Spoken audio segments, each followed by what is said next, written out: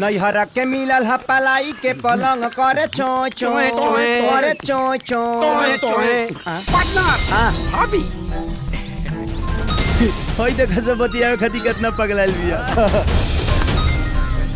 लेकिन इतना जल्दी नहीं उठाएंगे तड़पाएंगे बाबू। पार्टनर ये फोन कहने क्यों उठावत? अरे यार एगो कहनी है कि कला सिखा के जो तो ना गइल। अच्छा ताड़ा पा नैहरा के मिलल हा पलाई के पलंग कर चोय चोय चोय चोय पार्टनर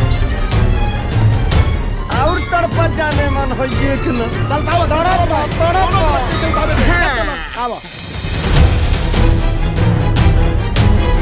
चोय चोय अरे चोय चोय अरे चोय चोय फोन ने के उठावा तो देखो मैसेज आल चालू हो गई। आवे दे करे चोय चोय।